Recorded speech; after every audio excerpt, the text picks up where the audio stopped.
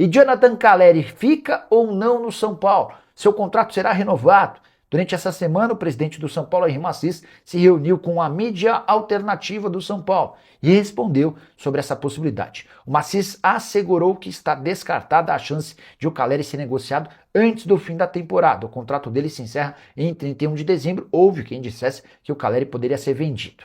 Mas, enquanto a Henri Massis se anima ou tenta demonstrar otimismo em relação à renovação de contrato, eu posso te dizer que a chance de permanência para 2027 hoje é pequena, a menos que o São Paulo consiga melhorar bem a condição do negócio. O Calleri pede R$1.700.000 por mês de salário. São Paulo oferece R$1,5 milhão.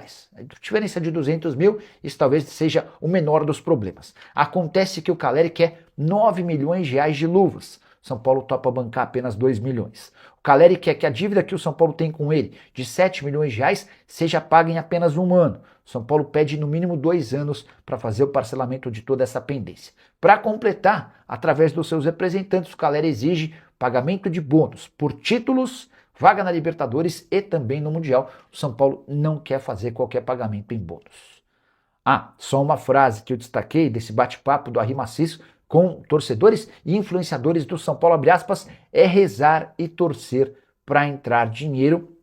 É mais ou menos essa a matemática do São Paulo diante da escassez de grana, com dificuldades no pagamento dos atletas e também fornecedores e outros. Pausa de 5 segundos para pedir a sua ajuda ao nosso canal com o seu like e se inscrever se ainda não for um inscrito. Mundo, né? Bom, e o Sabino teve uma grande evolução em sua recuperação, né? Essa é uma excelente notícia aí para a torcida, para o técnico Dorival Júnior, já que o São Paulo volta a campo essa semana, né? O zagueiro teve uma lesão no músculo posterior da coxa direita, não atua desde o empate contra o Botafogo em maio. Essa semana o Sabino apresentou uma grande evolução. O Sabino realiza atividades já com o elenco principal. Na última quarta-feira ele participou aí dos treinos com o elenco, né?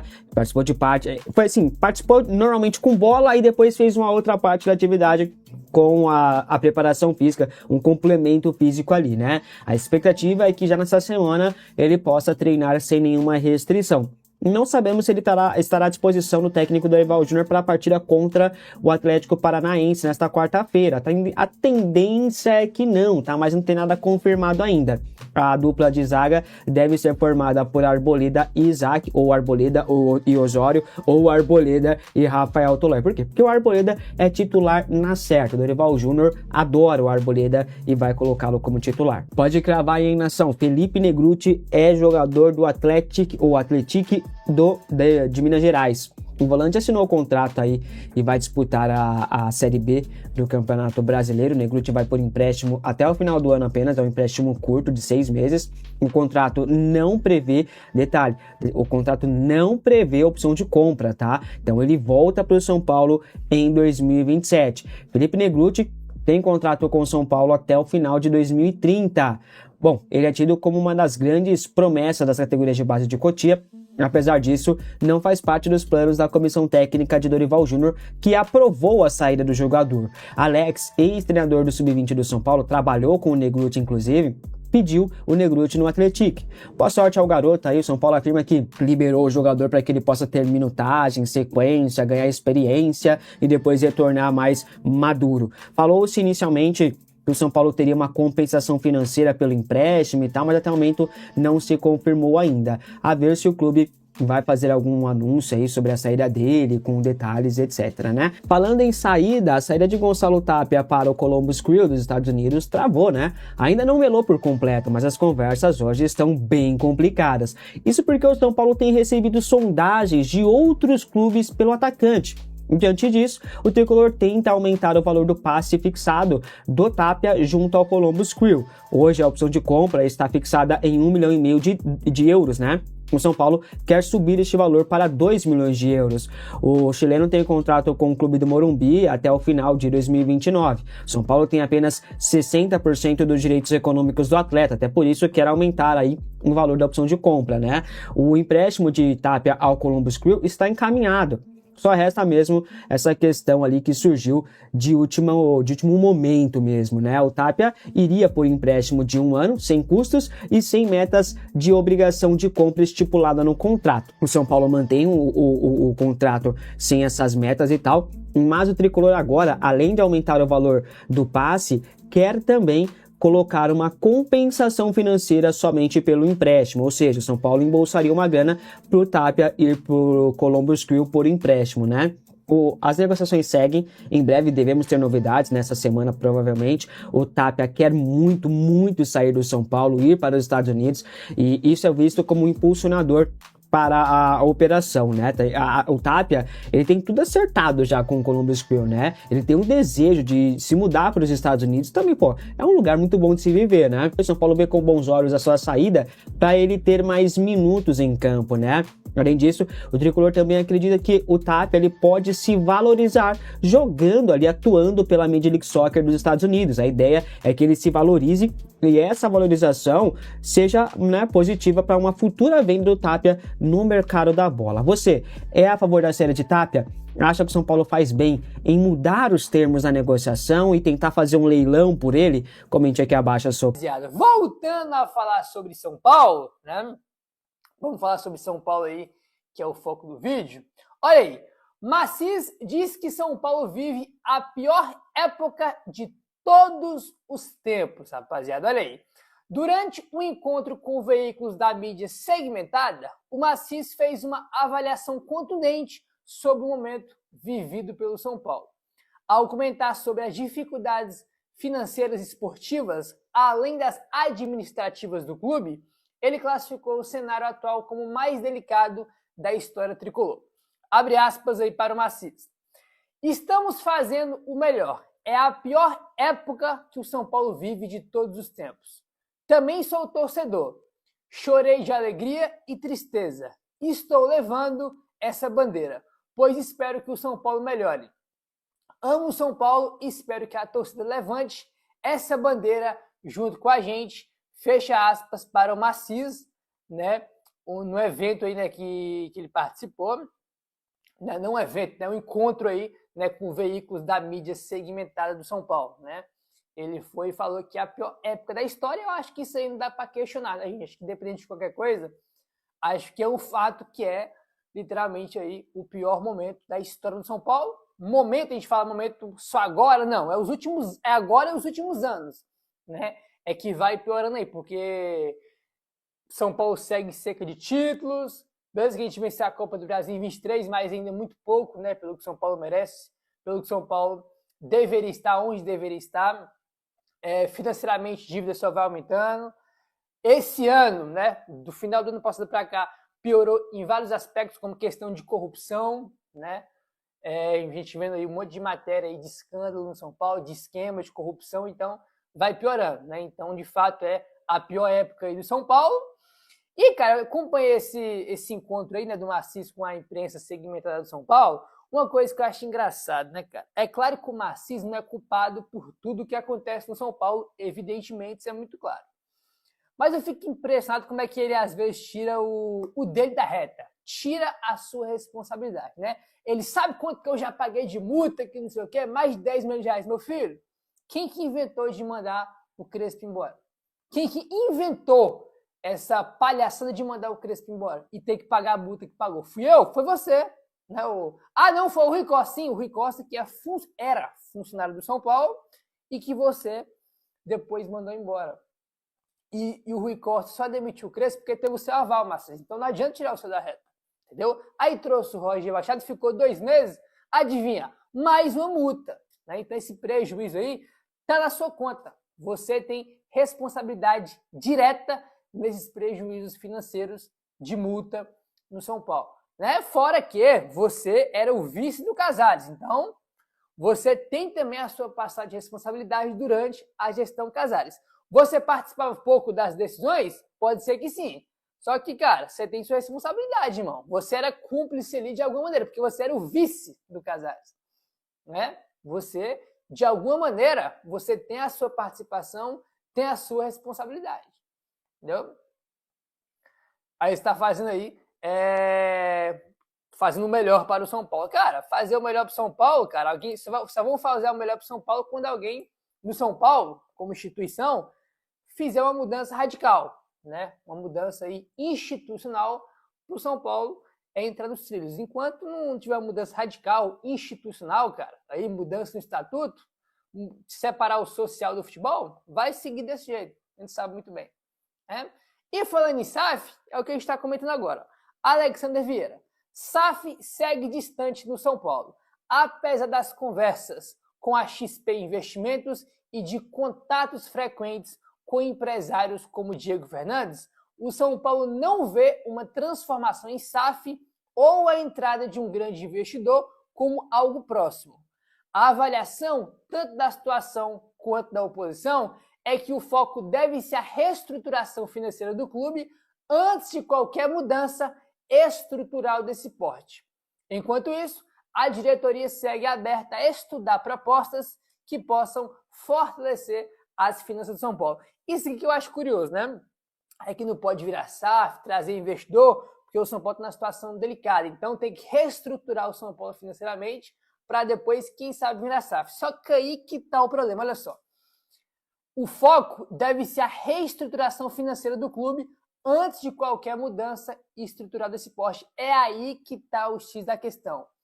O São Paulo vai mudar, vai ter uma reestruturação financeira com essas pessoas que estão aí, com o Massis e o Rui Costa demitindo o Crespo depois de ter ganhado 7 dos últimos 10 jogos, contratando o Roger e demitindo 2 meses depois.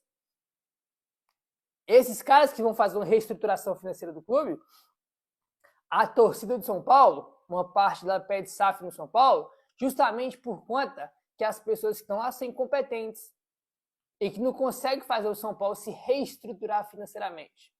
Porque se estivesse acontecendo, esse apelo aí por SAF seria muito menor do que atualmente é. E eu não consigo ver o São Paulo se reestruturando financeiramente com as pessoas que estão lá. Entendeu? Não consigo. Só acho que vai ter uma reestruturação quando tiver um investimento de fora, mudar o estatuto e virar SAF. Acho que só assim. No São Paulo, tem pessoas boas, Gabriel? Pessoas competentes? Tem. Poucas, mas tem. Só que, cara, o sistema político engole essas pessoas. Entendeu? Engole essas pessoas. Acho que a grande questão no São Paulo hoje não é ter uma pessoa boa, ter uma pessoa competente, ter uma pessoa que tem capacidade de fazer um trabalho bom no São Paulo. O problema, irmão, é a estrutura. Entendeu? Não adianta ter uma pessoa capacitada que seja profissional, que tenha capacidade de estar ali, sendo que todo o sistema ali vai engolir. Não adianta. Né? Então a questão é literalmente o sistema. Entendeu? O problema é estrutural, institucional. E é uma questão que tem que mudar, cara. Enquanto não mudar, vai ficar de jeito aí. São Paulo vai buscar um camisa 10, não vai buscar um camisa 10? Bora falar um pouquinho mais sobre isso. Porque assim, em um primeiro momento, o Dorival estava disposto a ter um jogador que fizesse essa função de camisa 10, justamente por ele ter opções no elenco. Tanto é que quando eu falei sobre essa possibilidade, eu falei, não se empolguem, não deve ser um jogador badalado, é um jogador que sabe jogar de 10, alguém que vai ser utilizado ali em alguns momentos específicos e esporádicos, tá? Só que aí é importante trazer isso porque o Dorival, ele começou a analisar o time, ele começou a analisar um plantel. E ele, no esquema que ele propôs, que ele tem feito, o Dorival entende que esse camisa 10 ele não vai ter uma função de articulação, que ele vai ter uma outra função, de ser um ponta de lança. E por isso quem tem jogado nessa função de 10 são Luciano e André Silva. Ele tem trabalhado com esses dois jogadores para serem essas válvulas de escape, esses jogadores que vão ser atletas que vão ter um perfil um pouco mais agressivo, ser um camisa 10 que vai mais para a área, não necessariamente seja um articulador, já que no esquema do Dorival, a articulação ficará muito a cargo de Marcos Antônio ou Danielzinho, a tendência dos dois brigarem por espaço, fatalmente o Marcos Antônio será o titular. Então a ideia do Dorival é justamente essa, ele não quer um time totalmente articulador, ele quer um time que tenha as suas Vocês vão lembrar, por exemplo, por isso que eu bato nessa tecla, no time de 2023. Quem era o camisa 10 articulador do time de 23? Não tinha. Aí alguns vão falar, mas Alex, tinha o Rames, que era isso no banco. Só que o Dorival não usava basicamente o Rames. Nos jogos importantes ele não usava, ele usou o Rames quando ele rodou o elenco, tinha muitos desfalques contra o Grêmio, contra o Cruzeiro. O Rames não era uma peça que era muito utilizada pelo Dorival. Tanto é que o Dorival não gostava muito do Rames, essa que é a verdade. Ele não fez questão muito do Rames. Então o Dorival, naquele time de 2023, vamos pegar a escalação. Era Pablo Maia, Alisson, Lucas, Nestor e Rato. Quem é camisa 10? Quem é articulador? Quem era o responsável mais por organizar as jogadas? Era o Nestor. Porque ele era aquele meia pela esquerda que vinha para o meio para poder articular. Então é um esquema muito semelhante. A gente pode colocar, grosso modo, que o Lucas Moura de 2023 vai ser o Luciano e o André Silva agora, com características diferentes, mas para vocês entenderem função. Então, o Dorival, ele entendeu que ele não é necessário dele utilizar esse 10, que ele não precisa desse camisa 10. Claro, internamente, o São Paulo não fecha as portas para uma possibilidade de ter um jogador dessa característica. Se o São Paulo entender que há uma opção de mercado interessante e tranquila, o São Paulo entende que pode acabar contratando. Eu vou trazer, por exemplo, 2 nomes de 10 que o São Paulo, que ou foi ofertado, que pintou ali na mesa. Um foi o Juan Quinteiro, que eu até brinquei nas redes sociais, fiz um vídeo, fiz até um short sobre isso, que eu gostaria e tal. Não tirei do nada isso aí. Foi porque me falaram, pô, ó, o Juan Quinteiro tá lá na barca de dispensa lá do River, foi oferecido pra gente, mas é louco, não dá. Ele é pior que o Rames. Era até uma aspa que me falaram. Era mais fácil trazer o Rames de novo. Aí gargalhou porque, né, sabe que não faz sentido. Então, assim, eu, Alex, no meu lúdico, na minha brincadeira, assim, a gente fala, pô, eu gosto do camisa 10 preguiçoso. Que saudade, por exemplo, do Cueva. Não que eu quero Cueva hoje, mas eu, Alex, eu gosto do Cueva, do Quinteiro, do Rames, desse meia preguiçoso, né? Desse meia que, pô, eu queria um meia que fosse, pô, 100%, né, ligado, mas tem gente que não gosta. Por exemplo, lembra que falavam bastante do Ganso no São Paulo? O São Paulo não quis o Ganso, e teve sim a oportunidade de contratar o Ganso. E o Quinteiro também foi oferecido. O Quinteiro, do que eu soube, até conversei com o staff, eu nem trouxe em muitos detalhes aqui, mas trazendo um pouquinho de detalhes, eu conversei com o staff do Quinteiro, os caras me falaram, pô, a gente tá tentando aqui, a gente tá tentando um negócio no Galo, a gente tá tentando um negócio no Grêmio, a gente conversou lá com o Inter, a gente quer aproveitar esse bom momento dele para voltar para o Brasil. O Brasil, a gente considera que é a Premier League aqui da América do Sul, e seria um prazer jogar no Brasil, ter essa experiência. Só que, pô, cá entre nós, os clubes também estão calejados. Eu brinco com a questão do Quinteiro, que eu traria. Eu não sei se meu lado diretor, meu lado profissional, meu lado, assim, racional, falaria para trazer o Quinteiro, porque é um preguiçoso da bola. Entendeu? E o Dorival, ele não vai trabalhar com esse tipo de jogador. Ah, ele já trabalhou com 10 em outros momentos na carreira? Trabalhou, mas hoje, Dorival, para ele poder trabalhar com esse 10, é mais complexo. O Garro perdeu espaço com o Dorival lá no Corinthians. Agora que o Diniz falou, não, vem cá, você é meu 10, eu quero você aqui.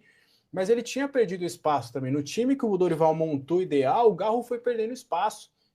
Então o Dorival, ele não faz tanta questão desse camisa 10, ele não faz essa força para ter esse camisa 10. São algumas pessoas lá dentro que entendem para variar um pouquinho, para ele ter como opção que poderia ser interessante. O Rafinha, por exemplo, ele adorava o Rames, ele é amigo do Rames. O Rafinha era muito, pô, é o Rames, é o jeito dele e tal. O Rafinha passava esse pano pro Rames. O Muricy também adorava o Rames Rodrigues, adorava o Rames Rodrigues. E pelo Muricy, o Rames Rodrigues teria tido bem mais espaço, e não teve. Outro jogador, por exemplo, e aí é diferente, tá? O Alan Guimarães, o Alanzinho, que é revelado pelo Palmeiras, que, se eu não me engano, ele estava no Vitória de Guimarães, ele está livre no mercado. Eu vi muita gente comentando sobre Grêmio, Vasco, estarem de olho na situação do Alan. Só que eu tenho batido nessa tecla e tenho falado frequentemente com vocês, e falei mais vezes anteriormente, o Alan Guimarães, ele trocou de empresário, tá? Ele está livre no mercado. É no Moreirense, perdão, é que eu confundi. É Moreirense. E ele ainda não fechou com nenhum clube, tá? Eu lembro que falaram bastante de Grêmio, de Vasco. Cara, eu conversei com os novos agentes do Alan Guimarães. Eu falo o Jorge Mendes porque não é o Jorge Mendes em si, é o escritório do Jorge Mendes. Quando a gente fala, o Bertolucci, o Jorge Mendes, o Júnior Pedroso, a gente sempre fala o nome do empresário, mas que são vários empresários menores que trabalham ali. O Júnior Pedroso, por exemplo, ele era empresário, ele trabalhava para alguém e aí depois ele foi criando a empresa dele. Então é mais ou menos isso. E aí, o Alan Guimarães é um nome que é avaliado pelo scout, que o scout analisa. Ele tem 26 anos, ele é um camisa 10, que agrada o scout. Só que quando o São Paulo foi só perguntar, só falar, pô, e aí, como é que tá aí? Só para saber. O Jorge Mendes quer colocar o Alan Guimarães na Europa. Ele entende que ele jogou 2 temporadas boas no Moreirense e que ele consegue, pela sua expertise, pela sua qualidade como empresário, com várias fontes, com várias aberturas, que ele vai colocar o Alan Guimarães em um clube da Europa. Então, assim, eles vão esgotar todas as possibilidades na Europa e caso não consigam, aí sim eles vão olhar para o mercado brasileiro. Então, caso se cogite em um momento o Alan Guimarães no futebol brasileiro, aí sim o São Paulo pode ver como uma oportunidade de mercado, o que agora, pelo menos por enquanto, não tem. Então, assim, é importante trazer isso para vocês também entenderem. Eu trouxe essa informação e vale a pena a gente trazer de novo, que o Pedro Ferreira, por exemplo, nem como 10, mas ele tem trabalhado na intertemporada. O Dorival tem trabalhado com o Pedro Ferreira mais como um terceiro homem de meio campo, mais como um camisa 8,5 do que como 10. Tamanha é a vontade do Dorival de não ter esse 10. O Gustavo Santana, por exemplo, chegou a trabalhar com esse 10. Porque é para você ver, o 10 do Dorival é um 10 mais atacante, é um 10 que finaliza mais, é um 10 que é mais segundo atacante, parceiro do Caleri, do que necessariamente um 10 que vai acabar sendo um articulador. Então, Pedro Ferreira, que era alguém da base que poderia fazer isso, tem trabalhado cada vez mais como um 8, um 8,5, alguém parecido com o Marcos Antônio, por exemplo, na articulação. Então, assim, para vocês entenderem um pouquinho como é que é a cabeça do Dorival referente a ter esse camisa 10, porque eu sei que está todo mundo perguntando, todo mundo pergunta, todo mundo quer, todo mundo gostaria. Eu, Alexandre, gostaria de um camisa 10 do São Paulo, porque na minha visão eu sou o lúdico, cara. Para mim o camisa 10 ele tem que jogar. Para mim o meu time jogaria em volta do camisa 10. Tanto é que, por mais que naquela época, eu sei de informações que o Rames foi preguiçoso, que o Rames se achava, que o Rames era isso, que o Rames era aquilo. Só que, eu, Alexander, naquela época, atacaria o dane-se. Falava, meu irmão, meu time vai jogar pra esse cara, porque ele é um 10, ele é o pica do time, ele é o brabo, meu jogo vai rodar em cima desse cara, esse cara não corre, mas o resto vai correr. Só que o Dorival não pensa assim. E tá tudo bem, o Dorival não vai trabalhar com esse 10. O 10 do Dorival será Luciano. Se o Luciano estiver suspenso, machucado, André Silva. Se o André Silva e o Luciano não estiverem à disposição, ele vai inventar um Rian Francisco, um Lucas Moura se voltar a tempo. Ele vai inventar um 10 que seja mais articulador do que propriamente um camisa 10, um 10 mais atacante do que articulador.